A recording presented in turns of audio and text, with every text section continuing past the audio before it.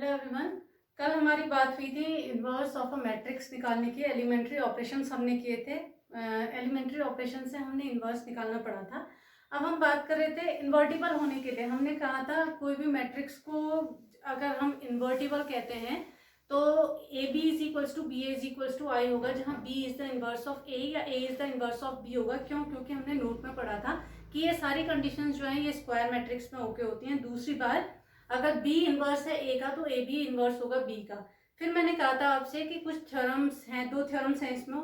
Theorems में कल आपको बताऊंगी, तो आज वही थ्योरम्स बात कर लेते हैं। तो पहली है हमारे पास, वही लिख लेते हैं हम, invertible matrices.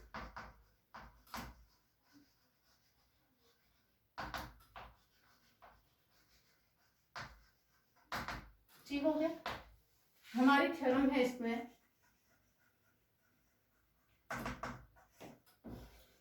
Uniqueness of inverse.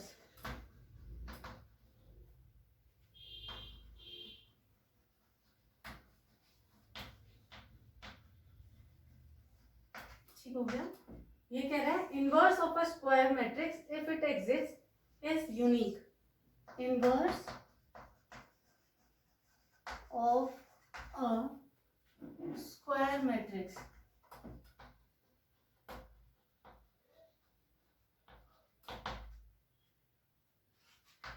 if it exists is unique। ठीक हो गया। ये हमसे कह रहा है यूनिकनेस ऑफ इनवर्स शो करिए। किसी मैट्रिक्स का इनवर्स जो होता है वो यूनिक होता है, मतलब एक ही हो सकता है। ये हमें प्रूफ करना है। प्रूफ करने के लिए वो हमसे क्या कह रहा है, inverse of a square matrix. अगर किसी स्क्वायर मैट्रिक्स का इनवर्स एग्जिस्ट करता है तो वो यूनिक होता है। ये आपको पूछ रहा है, वो बोल रहा है कि ये कंडीशन भी है, ये थ्योरम है आपकी, और इसको आपने प्रूफ करके भी दिखाना है। तो प्रूफ करके दिखाने के लिए हम क्या करेंगे, हमें क्या दिखाना है कि इनवर्स जो होता है यूनिक होता है। कॉन्ट्राडिक्शन से बात करनी पड़ेगी। एक मैट्रिक्स के, एक स्क्वायर मैट्रिक्स के 2 इनवर्स सपोज कर लेते हैं। Let A is equals to A I J be the square matrix of order m। हम ऐसा कह सकते हैं, let a is equals to A I J be the square matrix of order m। तो इसका इनवर्स एग्जिस्ट कर रहा है, और इसका इनवर्स एक नहीं है, 2 इनवर्स है इसके। क्या है इसके? b and c are the inverse of a। हमने 2 इनवर्स मान लिए, ठीक है। अब कॉन्ट्राडिक्शन से दिखाना है, मतलब लास्ट में मैं 2 इनवर्स मान के चल रही हूँ, मतलब मुझे क्या दिखाना पड़ेगा कि b और c अलग अलग नहीं है, मतलब बराबर है, एक ही चीज है। तो हमें क्या दिखाना पड़ेगा, to show b is equals to c के। अब मुझे इसकी यूनिकनेस दिखानी है। अच्छा, दिखाएंगे तो अगर मेरे पास कोई एक मैट्रिक्स होती है, उसका इनवर्स b होता है, तो कंडीशन क्या होती है जी, A B is equals to B is equals to I. ठीक है, तो हम पहले इफ प्रूफ स्टार्ट करते हैं। If b is the inverse of a, तो क्या होगा, then A B is equals to B A is equals to I के होना चाहिए, है जी। ठीक हो गई बात। ए बी और B A is equals to I के इक्वल हो गया, पहली चीज। इसको हमने एक इक्वेशन मान ली। Again if C is the inverse of A, तब क्या होगा जी, AC is equals to CA is equals to I। ठीक है, इतना तो हमें समझ में आ गया कि अगर B को हम A का इनवर्स लेते हैं तो ये कंडीशन को ओके करेगा, अगर C इनवर्स होता है A का तो इस कंडीशन को ओके करेगा। अब मुझे पहुंचना है B is equals to C तक। अब b इज इक्वल्स टू सी तक पहुंचने के लिए हम क्या करते हैं, b को क्या लिख सकते हैं, किसी मैट्रिक्स को हम क्या लिख सकते हैं, b इंटू आइडेंटिटी मैट्रिक्स। कोई भी मैट्रिक्स को मैं आइडेंटिटी मैट्रिक्स से मल्टीप्लाई करती हूँ तो b तो देता है। क्यों? क्योंकि i is the identity element of the matrix. ठीक है, अब i is the identity element of the any matrix, तो ये हमारा bi आ गया। अब अब इस आई को मैं किससे रिप्लेस कर सकती हूँ, इस आई के बदले में क्या लिख सकती हूँ, इधर से नहीं लिखूंगी, इधर से लिखूंगी। इधर से मुझे क्या मिल गया, ए सी लिख दो, सी ए लिख दो, कुछ भी लिख दो, हमने लिख दिया ए सी, लिख दिया। अब हमें जैसे हमने ये लिखा तो इससे हमें क्या मिला, हम इसे एसोसिएट कर देते हैं क्योंकि मैट्रिक्स में तो एसोसिएशन चलता ही है। तो हमने बी ए इंटू सी कर दिया। अब बी अपने आप में किसके इक्वल है, आई के इक्वल, हमने यहाँ लिख दिया आई, और ये सी, और आई सी मतलब फिर से किसके equal, identity matrix into any matrix is equals to the matrix itself. तो सी हमारे पास आ गया। यहां से हम कहाँ पहुंच गए, बी इज इक्वल्स टू सी में। कहाँ से चले थे जी, हम बी से चले थे, कहाँ तक पहुंचा दिया उसे, सी तक। तो हमारा बी और सी जो है वो एक ही चीज है। तो इसने हमें क्या दिखाया कि बी और सी अगर हम दो इनवर्स मान के चल रहे हैं तो उनको सेम होना पड़ेगा, नहीं तो वो दो इनवर्स एक मैट्रिक्स के नहीं पॉसिबल है।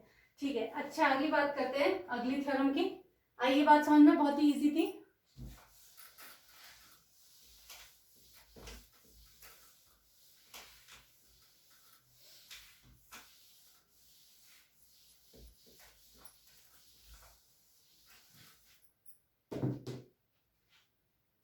Theorem 4,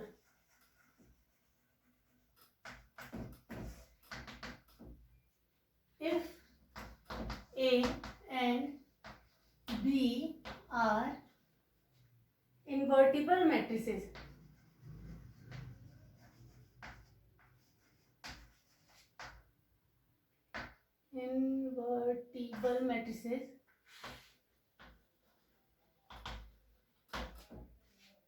of the same order,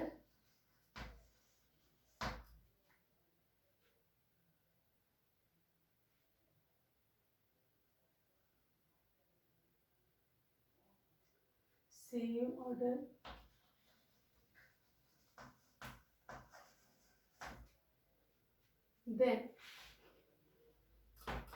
AB inverse is equals to B inverse A inverse। ठीक हो गया, B inverse A inverse, ठीक हो गया।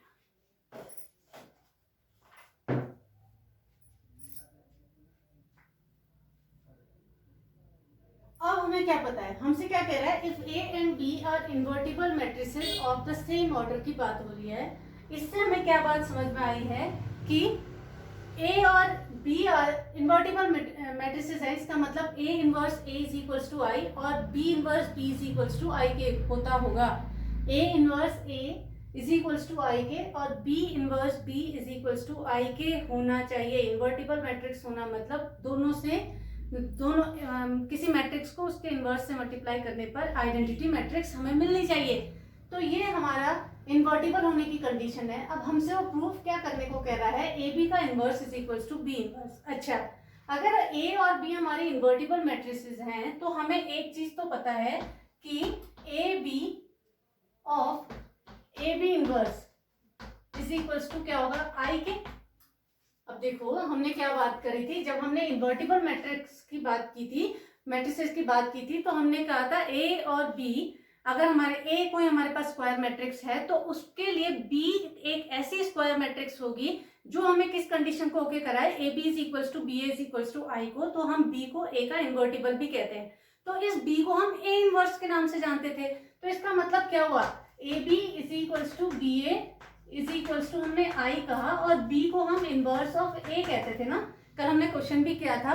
तो वहां पर हमारी जो नई मैट्रिक्स आई थी उसको हमने ए के साथ, उसको हमने क्या कहा था, क्योंकि इधर वाली को हमने यूनिट मैट्रिक्स बना दिया था, जो हमारी नई मैट्रिक्स आई थी उसके साथ ए लगा हुआ था। इस नई मैट्रिक्स को हमने क्या कहा था जी, कि वो इनवर्स है किसका, मैट्रिक्स ए का।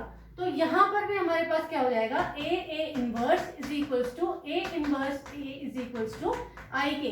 तो अब हम ए बी को ले लें, अगर ए बी प्रोडक्ट करने के बाद एक मैट्रिक्स ही तो आएगी, तो A B into A B inverse जो होगा वो हमारे पास कितने के इक्वल होगा, आई। अगर ए बी को एक्स सपोज करोगे तो X inverse is equals to I. ठीक हो गया, आ गई बात समझ में। ठीक है, तो A B inverse is equals to हमारी आई के है। तो अब इसमें क्या है, ए हमें क्या पता है कि A inverse A is equals to I, या ए इनवर्स जो है वो आई के इक्वल है। क्यों, क्योंकि ए और बी दोनों इन्वर्टिबल मैट्रिसेस हैं।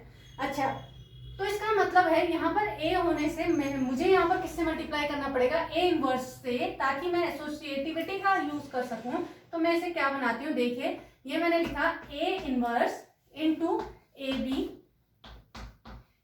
B inverse is equals to, इसको प्री मल्टीप्लाई किया है पूरे लेफ्ट हैंड साइड को बाई ए इनवर्स, तो इसको भी प्री मल्टीप्लाई करना पड़ेगा, मतलब ए इनवर्स आई। कोई परेशानी नहीं, ठीक है। इसको एसोसिएट कर देते हैं इन तीनों को, तो हमें क्या मिलेगा, A inverse A into B और ये A B inverse as it is रहा is equals to A inverse I. क्या होगा, ए इनवर्स अपने आप में एक मैट्रिक्स है, वो आई से मल्टीप्लाई होगी तो ए इनवर्स इटसेल्फ यही तो देगी, ठीक है। ए इनवर्स ए को हम क्या लिख सकते हैं, आई, फिर ये आया बी और ये हमारे पास A B inverse is equals to A inverse I B को हम क्या लिख सकते हैं, बी, तो आया B into A B inverse is equals to A inverse. देखिए हमने लाना क्या है, A B inverse is equals to B inverse A inverse के, फिर से इसे बी को आई बना देना है हमने, तो इसके लिए हमें किससे प्री मल्टीप्लाई करना पड़ेगा, बी इनवर्स से। तो हम इसे क्या लिखेंगे, B inverse B A B inverse is equals to A inverse. इसका मतलब हो गया आई इंटू ए बी का inverse is equals to, sorry, B inverse A inverse, ठीक हो गया। यहाँ प्री मल्टीप्लाई किया था बी इनवर्स से, तो इसे भी मल्टीप्लाई करना पड़ेगा, ये हमें मिल गया I into A B inverse, हमारे पास ए बी इनवर्स क्या आ गई is equals to B inverse A inverse के। हमने ये भी प्रूव करना था, ठीक है। तो हमें दिया क्या था जी थ्योरम में, उसने हमसे कहा था ए और बी हमारी इन्वर्टिबल मैट्रिसेस हैं। जैसे ही उसने हमें इन्वर्टिबल मैट्रिसेस कहा तो उस केस में हमारे पास क्या होगा, मतलब ए का भी इन्वर्स मौजूद है और बी का भी इन्वर्स मौजूद है और ए इन्वर्स जो है वो आई के इक्वल है। जैसे ही ये कहा means A inverse is equals to A inverse A is equals to I है। दूसरा चीज होते ही बी के इन्वर्टिबल होते ही B inverse is equals to B inverse B is equals to I के है। अब उसके बाद हमें ये प्रूफ करने के लिए कहा था, तो हमने इतनी ड्रामेबाजी करी है और ये करके हमारे पास हमारा आंसर भी निकल गया, ठीक है। फिर हमने कल बात करी थी, हमने कहा था दो टाइप के ऑपरेशन है आपके रो एलिमेंट्री ऑपरेशन में, रो ऑपरेशन और कॉलम ऑपरेशन। अगर आपका रो ऑपरेशन होता है, हमने कहा था अगर आपका रो ऑपरेशन होता है तो आप कैसे करेंगे, आई इज इक्वल्स टू आई ए बाद में आता है, और अगर आपका कॉलम ऑपरेशन होता है तो ए इज इक्वल्स टू ए आई आप लिखते हैं, ठीक है।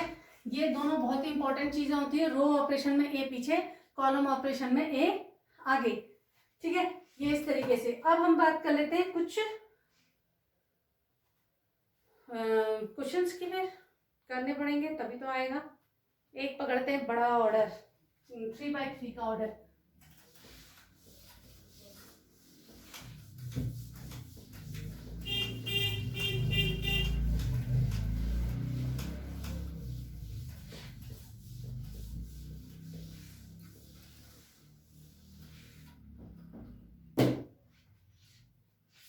क्वेश्चन है obtain the inverse of the following matrix using elementary operations। तो ये हमारा 24th एग्जाम्पल है, हमें मैट्रिक्स दी है A012, बहुत बड़े क्वेश्चंस होते हैं ये, 1 2 3 3 1 1, ठीक हो गया। ये हमारी मैट्रिक्स है, इससे हमने क्या निकालना है, एलिमेंट्री ऑपरेशन से इसका इनवर्स निकालना है। तो इनवर्स निकालने के लिए हमारे पास क्या कंडीशन है, A is equals to row operation हम अप्लाई कर रहे हैं, हाँ रो ऑपरेशन, हम किसी भी ऑपरेशन को अप्लाई कर सकते हैं,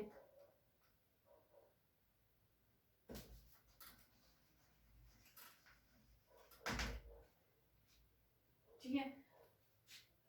आई ए इज इक्वल्स टू आई ए हमने ले लिया। अब इसको अप्लाई करने के लिए ए है हमारे पास, हम बैठा देते हैं जहां जहां पर हमारा ये वाले ए को रहने देते हैं, यहाँ पर ए बैठाते हैं और यहाँ पर आई को बैठा देते हैं। तो ए हमने बैठाया, कितना आया 0 1 2 1 2 3 3 1 1 इज इक्वल्स टू आई की जगह पर 3x3 की मैट्रिक्स है तो 1 0 0 0 1 0 0 0 1 हमने लिया और ए एज इट इज रख दिया। अब ये जो चेंज करने के बाद बी आएगी वो हमारा इनवर्स ऑफ मैट्रिक्स ए होगा। इसको हमने यूनिट मैट्रिक्स बनाना है।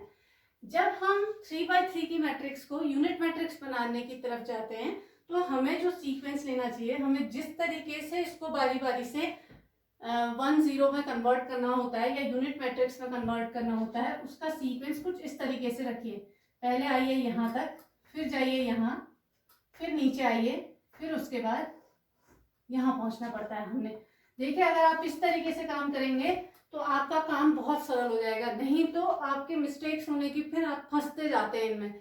तो हमारा काम क्या है, सबसे पहले 0 को 1 बनाना, क्योंकि यूनिट मैट्रिक्स में पहला एलिमेंट हमारा 1 होता है। तो देखिए इस रो 1 में हम देख रहे हैं 0 एलिमेंट है, लेकिन रो 2 में हमारा 1 एलिमेंट है। तो मैं अगर रो 1 और रो 2 को इंटरचेंज कर दूं तो मेरा पहला चीज मिल जाती है 1 0 0 वाली, ठीक है, 1 वाली केवल हमें इसे 1 बनाना है, ये हमारे दिमाग में बैठना चाहिए बस, ठीक है। तो हमने इसे 1 बनाने के लिए रो 1 और रो 2 को इंटरचेंज कर दिया। तो हम लिख रहे हैं यहाँ पर, देखिए 1 2 3 0 1 2 3 1 1, ठीक है, इज इक्वल्स टू, ऐसे ही यहाँ पर चले गए और यहाँ पर हमने लिखा 0 1 0 1 0 0 और 0 0 1। देखिए हमने इन दोनों को भी बदल दिया ना, 0 1 0 को ऊपर डाल दिया, 1 0 0 को नीचे, और a एज इट इज यहाँ पर, और यहाँ पर लिख देते हैं R1 और R2 को हम इंटरचेंज कर रहे हैं, ठीक है। हमने R1 R2 इंटरचेंज कर दिया। देखिए हमारे पास स्पेस बहुत ही कम होता है, उस तरफ भी करेंगे हम, ठीक है।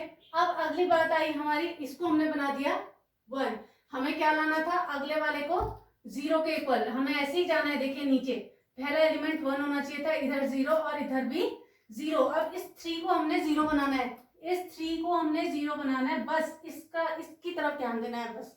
तो 3 को 0 बनाने के लिए इस वाली को अगर मैं 3 से मल्टीप्लाई कर दूं और फिर हम सब्ट्रैक्ट कर दें तो हमारा आंसर आ जाता है। तो हम क्या लिखेंगे, R3 को चेंज कर रहे हैं हम किसमें, R3 माइनस 3R1 में, ठीक हो गया। चेंज किस में आ रहा है जी, R3 को बदल रहे हो आप, बाकियों को एज इट इज उतार दीजिए। देखिए 1 2 3 उतारा मैंने, 0 1 2 उतारा मैंने, उसके बाद मैं इसको ऐसे ही रहने दे रही हूँ और इसको भी ऐसे ही उतार देती हूँ, पहले 2 रोज को 1 0 0, ये देखिए, और ए भी। हाँ, अब जो भी ऑपरेशन हो रहा है थर्ड रो के साथ हो रहा है। थर्ड रो में देखिए ये आया 3 माइनस 3 कितने के इक्वल हो गया, 0 के, ठीक हो गया। हाँ, फिर उसके बाद हमने ये अगला एलिमेंट लिया, ये देखिए 1 माइनस 3 2 6 कितना हो गया, -5 के, 1 माइनस 6 -5 के, ऐसे ही 1 माइनस 9 कितने के हो गया, -8 के। देखिए यहाँ गलती हो जाती है कभी कभी, यहाँ आया 3 माइनस 3 1 3 कितने के इक्वल, 0 के इक्वल। फिर आया 1 माइनस 3 2 6 हमारे पास कितने के इक्वल, -5 के। 1 माइनस 3 3 9 -8 के, ऐसे इसे भी कर दीजिए। 0 minus 3 into 0 means 0, 0 minus 3 into 1 हमारे पास -3 के, और 1 माइनस 3 इंटू 0 मीन्स 1 के। क्लियर, ठीक हो गई, इतनी बात आ गई जी हमारी। हम कहाँ तक पहुंच गए, 1 0 0 बना दिया है। फिर हमने कहाँ जाना था, इधर जाना था, इसको क्या बैठाना था, 1 बैठाना था, ये 1 है ऑलरेडी, ठीक है। अब हमने कहाँ जाना है, नीचे वाले में, इसको कितना बैठाना है, 0 के इक्वल बैठाना है, क्योंकि मुझे इसे यूनिट मैट्रिक्स में कन्वर्ट करना है। देखिए मैंने 1 बैठा दिया, 0 बैठा दिया, 0 बैठा दिया, मैंने 1 भी बैठा दिया, अब बैठा था वो ऑलरेडी। अब इसको मुझे 0 बनाना है। इसको 0 बनाने के लिए मुझे क्या करना पड़ेगा, देखिए -5 है मेरे पास यहाँ पर, और मुझे इसे बनाना है 0। कैसे बनाया जा सकता है इसे 0, इसे 0 बनाने के लिए हमारे पास क्या काम हो सकता है, हम -5 इंटू ये, इसको +5, इसको इंटू 5 कर दें ये वाली इक्वेशन को, और इन दोनों रोज को ऐड कर दें। मींस मेरे मतलब समझ रहे हैं, 5 इंटू R2 कर दें और R3 को चेंज कर दें R3 प्लस 5 R2 में, तो आ जाएगा हमारा ये भी आंसर। तो हम अगला जो चेंज करने जा रहे हैं, देखिए यहाँ पर लिखती हूँ मैं, R3 को हम चेंज कर रहे हैं, क्योंकि R3 में यहाँ पर हमें 0 बैठाना है, तो ये 5 से मल्टीप्लाई करके अगर मैं ऐड कर दूं तो हो जाता है। तो R3 प्लस 5R2, देखिए किस में चेंज आ रहा है, केवल उसी को छोड़कर बाकी सबको लिख देती हूँ मैं, क्योंकि हमारा नहीं तो फिर आंसर में गड़बड़ हो जाती है। हमने किसको चेंज करना है, R3 में चेंज करनी है, बाकी सारी चीजें वैसी उतार दी।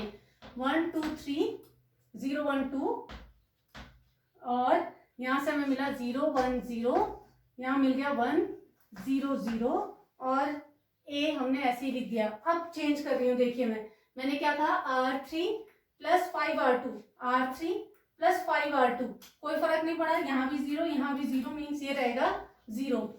फिर आया -5 प्लस 5R2, मतलब -5 प्लस 5 कितना हुआ, 0 के इक्वल। फिर कितना है, -8 प्लस 5 2 10, कितना आ गया, 2 के इक्वल। लो जी, ये भी बन गया हमारा।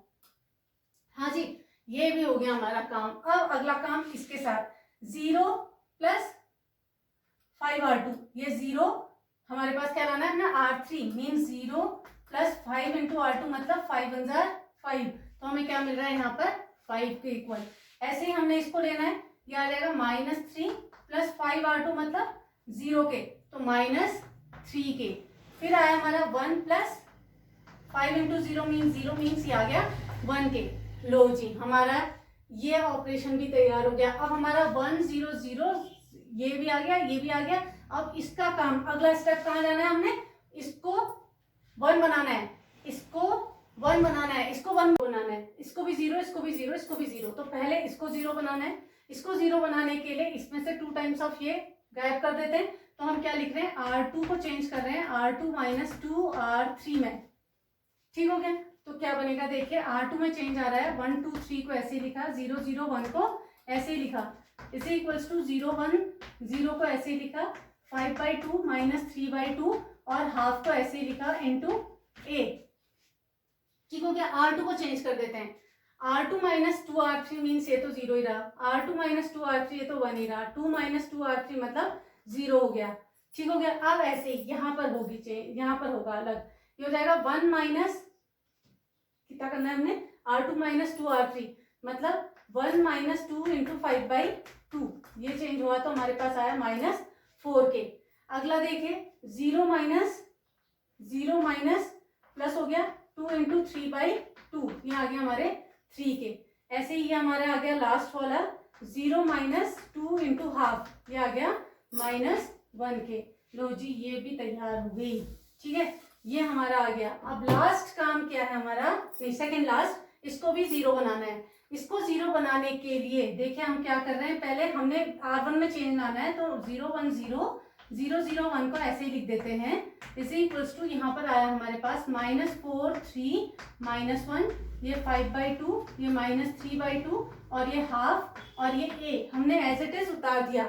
अब हमारे पास चेंज किसको करना है, हमने इसको 0 बनाना है, तो 0 बनाने के लिए इसको 3 से मल्टीप्लाई करके सब्ट्रैक्ट करना पड़ेगा। तो हम क्या लिख देते हैं, R1 is equals to R1 - 3R3। ठीक है, तो हमारे पास क्या आ जाएगा, R1 को हमने R1 - 3R3 मतलब 1, 2 - 3R3 मतलब ये भी हमारे पास 2 के इक्वल, और 3 - 3 ये हमारा आ गया 0 के इक्वल। ये तो सीधे सीधे हो गई बात। अब ये करेगा गड़बड़, यहाँ देखिए 0 - 3R3 का मतलब क्या हुआ, देखिए 0 - 3 इंटू 5/2, यही तो हुआ। तो आया कितना, -15/2। ठीक हो गया, ऐसे ही इसको कर दीजिए, ये कितना आ जाएगा, 1 - 3 इंटू -3/2 मतलब +3/2, कितना आ गया 9/2 मीन्स 11/2, ये आ गया 11/2। और लास्ट हमारा कितना आ जाएगा, देखिए 0 - 3R3 मतलब 3 into half is equals to -3/2 के। ठीक हो गया। अब लास्ट काम है हमें इस 2 को 0 बनाने का। इस 2 को 0 बनाने के लिए हम क्या करेंगे, इस 2 को 0 बनाने के लिए हमने क्या करना पड़ेगा, देखते हैं। तो ऑपरेशन तो R1 में ही होना है, तो 0 1 0 और 0 0 1 को हम ऐसे ही लिख लेते हैं, और इसी इक्वल्स टू यहाँ पर भी हम ऐसे लिख लेते हैं -4 3 और -1, ये a, ये 5/2 -3/2 और हाफ को हमने ऐसे ही लिख दिया। अब हमें किसे कन्वर्ट करना है, रो 1 को चेंज कर रहे हैं, कैसे कर रहे होंगे ताकि हमारा यहाँ पर 0 बैठ जाए। देखिए R1 - 2R2 कर दूं, R1 - 2R2 से हो जा रहा है -2R2। अब R1 - 2R2 रहा 1, R1 - 2R2 means 0, R1 - 2R2 मतलब 0। यहाँ बन गई यूनिट मैट्रिक्स। यहाँ देखिए अब R1 - 2R2 करना है। R1 है हमारे पास -15/2 -2R2 का मतलब हो गया +8, ठीक है। तो ये कितना आ जाएगा 1/2। ऐसे ही अगला देखिए 11/2 -2R2 मतलब 2 3 6, ये आ गया -12 के इक्वल। लास्ट है हमारा -3/2 इंटू नहीं -3/2 माइनस ट्वाइस ऑफ इतना मतलब 2 1 2, ये आ गया हमारे पास हाफ के इक्वल। तो हमारी जो इनवर्स ऑफ मैट्रिक्स ए के साथ जो लगी हुई मैट्रिक्स है ना, ये इनवर्स ऑफ द मैट्रिक्स है। तो इनवर्स बी कह लीजिए या ए इनवर्स कह दीजिए, ये हमारे पास क्या आया, हाफ माइनस हाफ, हाफ -4 3 -1 5/2 -3/2 और हाफ, ये हमारी मैट्रिक्स आ गई जो inverse of the given matrix है। तो इस तरीके से आप क्वेश्चंस को ट्राई करिए और आपके डेफिनेटली आंसर्स आएंगे।